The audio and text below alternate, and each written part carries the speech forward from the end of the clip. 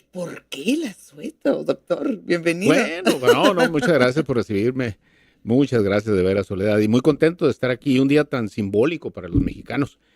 Mira, el 5 de mayo es una fecha que tiene mucho que ver particularmente con algo que fue la disputa del siglo XIX, la división de los mexicanos, pero en este caso el triunfo de una causa y ante un ejército extranjero. Permíteme dar un pequeño contexto, Por no favor, alargarnos sí. mucho para poder entender la importancia. Bueno, el siglo XIX mexicano es un siglo caótico, muy difícil y muy complejo.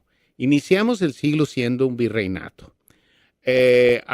Para 1810 se empezó un movimiento de independencia que tenía un objetivo y el destino fue cambiando en función de la geopolítica de la época. Para 1815, Soledad, todos los que habían empezado ese movimiento independentista habían fallecido. Prácticamente se había agotado la insurrección. La bandera lo toman los que combatían a los primeros independentistas y así llegará la independencia de México. A partir de la independencia, en 1821, viene esta disputa de país entre los que hoy se generaliza como conservadores y contraliberales. ¿Qué era eso? Los centralistas que buscaban un gobierno que tuviera todas las atribuciones y que se manejara desde el centro, hasta un federalismo que tenía una visión liberal y modernizadora. Esas dos visiones del país van chocando durante el siglo, van colisionando y van haciendo que esa disputa y esa división entre los mexicanos, más allá de las guerras, también terminen afectando el territorio. 1835 perdemos Texas, 1847-48 guerra con Estados Unidos, una cantidad enorme de territorio. 1853, una parte muy importante que no se nos olvide, casi 400,000 hectáreas de Sonora. Y así llegará la Constitución del 57, que es el punto culminante de esta disputa. Vienen 3 años de guerra y esa guerra llega Juárez, y esa guerra dejó a México y a las finanzas de la República totalmente liquidadas. Las potencias de la época intentan cobrar ese dinero, sitian a México, las otras se retiran, pero Francia no, por una razón. Francia tenía en su visión geopolítica, era la dominante y tenía ya o visualizaba a un Estados Unidos que iba emergiendo como potencia y simpatizaba con los confederados, porque en Estados Unidos se había estallado la guerra civil. Entonces ve a México como una plataforma para contener el expansionismo norteamericano, pero también apoyar a los confederados, y decide invadir México. Así llegará aquel 1862, un militar francés, conde, que venía, ya hago una analogía con el presente, que venía de triunfar en la guerra de Crimea. Hoy oímos Crimea. Bueno, en aquellos años del 53 al 57, se había luchado en Crimea para sacar a los rusos de esa península, y Francia se había unido con Gran Bretaña y con el ejército, con el Imperio Otomano, y ganan esa guerra. Y ese militar, ese conde francés, llega a México. Este personaje es muy interesante porque llega con todas las ínfulas de un imperio, un ejército poderosísimo, el mejor ejército de la época, además probado en batalla y en las guerras de Crimea. Había llegado con 1,000 condecoraciones, a tal grado que el señor, este conde de Lorenzés, dice que es el amo de México. Así decide atacar Puebla. Va avanzando, hace un batallón expedicionario, se van acercando, tienen los primeros escarceos. México estaba en muy mala posición, México estaba desangrado, también las finanzas pues se habían hecho mella, en ruinas, una guerra de 3 años. Juárez ya era presidente y había un militar joven de tan solo 33 años, Ignacio Zaragoza, que había nacido en Texas, en la Bahía del Espíritu Santo, Coahuila, que era Texas. Hoy es Goliat, Texas, para aquellos que quieren ver el mapa. Ahí había nacido, y este militar, que había perdido a su esposa en enero de ese año, lo ponen al frente del Ejército de Oriente. El Ejército de Oriente fue un ejército hecho ahí precisamente algo así a las carreras, con distintos batallones de diferentes estados para defender esa posición Puebla. Puebla está en alto, Soledad. Y entonces los franceses vinieron avanzando desde Veracruz a Orizaba, a otras partes, y se fueron acercando. Ellos se fortalecen bien y hacen algo que en México la mayoría de la gente no lo sabe, pero nace aquí, que fue la guerra de guerrillas. Ellos deciden no atacar ¿Ese es el origen de la guerra de guerrillas? Por eso ganan los mexicanos a Francia. Los primeros estrategas de esa guerra, donde no luchan una guerra convencional de 20,000 contra 20,000 o 50,000 contra 50,000, sino que pega y te vas, pega y te vas, pega y te vas. Ellos deciden hacer así, porque enfrentarse a aquel ejército poderosísimo, modernísimo, contra gente que no tenía instrucción militar, muchos eran campesinos, muchos no tenían ni rifle, andaban con un machete. Entonces, era muy desigual. Sin embargo, había militares, en este caso, como Miguel Negrete o Porfirio Díaz, otros que andaban, pero el general en jefe, incluso más que Jesús González Ortega, que era un gran general, era este muchacho de 33 años. Deciden hacer frente, combatiéndolos así, los van minando. Llega la batalla del 5 de mayo, empieza en las mañanas, y los franceses intentan tomar, como te dije, Puebla está en alto, dos fuertes, Loreto y Guadalupe. El intento es encarnizado y las bajas de los franceses son enormes, porque estos guerreros mexicanos deciden pegar por los flancos, pegar por atrás, impedir el avance a toda costa, y los van minando para la tarde, las primeras horas de la tarde, el ejército francés estaba derrotado.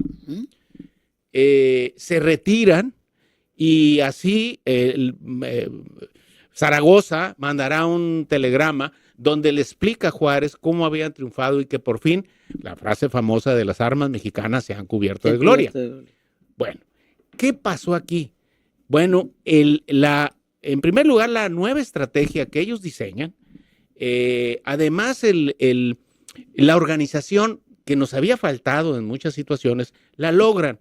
Al frente del Ejército de Oriente iba Ignacio Zaragoza. Al frente del Ejército del Centro iba un militar que se había dado un autogolpe, Ignacio Comonfort, y también funciona y se coordinan muy bien. Y quiero destacar la presencia de un sonorense que por lo general nunca mencionamos. Y además él estuvo en la defensa del fuerte de Loreto. Era el general Ignacio Latorre, nacido en Guaymas, y estaba comandando también tropas al frente de aquel ejército que comandaba el general Miguel Negrete. Estos militares, junto a otros, defienden las posiciones, derrotan estrepitosamente a los franceses, hacen que se retire y además avergüenzan enormemente a Lorenzés. Lorenzés, está la derrota, Soledad. ¿Lorenzés salía al campo o era...? Sí, no, él dirigía la batalla.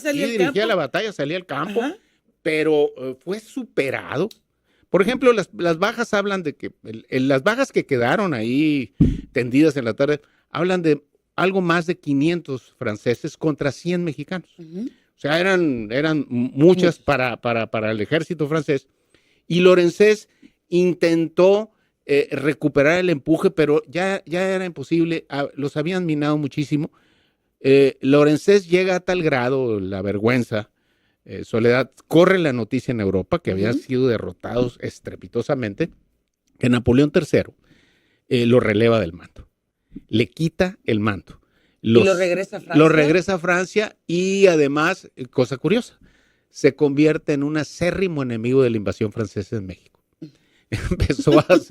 Empezó a hacer política en contra de la invasión francesa en México y se convierte en un enemigo político de Napoleón porque él también se siente lastimado, pero además lo degradan, no logra algo que él ambicionaba, que era el grado de mariscal. Y entonces, pues se convierte en una vergüenza en Francia, le dan puestos menores. Trata de reivindicarse después con la guerra franco-prusiana que se desata en 1870, que por eso se va el ejército de aquí, el ejército de ocupación francés, Y la realidad es que nunca vuelve a levantar cabeza este personaje, queda muy lastimado su honra, y a pesar de todos sus triunfos anteriores en Crimea y todo lo que te digo, la realidad es que lo sepulta esta derrota del 5 de mayo. A México, para México fue pues, ¿qué te diré? Un tanque de oxígeno. Ajá. Para aquel país confrontado, dividido, que había estado... Le elevó la autoestima para empezar. No, imagínate, nada más que hay cosas en este sentido trágicas. El gran general Ignacio Zaragoza muere en septiembre. O sea, gana en mayo, había muerto su esposa en enero, en mayo tiene estas batallas, triunfa, además todo el mundo queda asombrado por sus habilidades, pero en septiembre una fiebre tifoidea lo mata. Tan joven. Sí, 33 años, sí. Fíjate, un hombre muy joven, pero con un historial brillantísimo para su juventud. Esto hace que los mexicanos se reorganicen, al menos el bando que luchaba contra la intervención. Sin embargo, no impedirá esto, Marcelo, Soledad, no impedirá que para 1864 llegue Maximiliano. Ajá. Maximiliano de Habsburgo, sí, llega después Maximiliano, llega, lo hacen emperador, en fin, viene una Seguían situación. Buscando, pues, como sí. O sea, el trampolín para los Estados Unidos. Ellos seguían buscando tener precisamente la posición. Francia era un país muy poderoso, era un país que inclinaba la balanza a nivel mundial, y entonces ellos seguían viendo a Estados Unidos como un enemigo potencial que les iba a impedir el dominio comercial, económico y territorial de la península. Del continente. Hay un detalle que es interesante. El hecho de haber traído a Maximiliano no era algo extraño en la época. Hay que recordar que en Brasil, el emperador Pedro I se había ido a Brasil. Entonces, en Europa, las monarquías que estaban desgastadas políticamente y tenían muchos conflictos e intentaban reoxigenarse en otros lugares.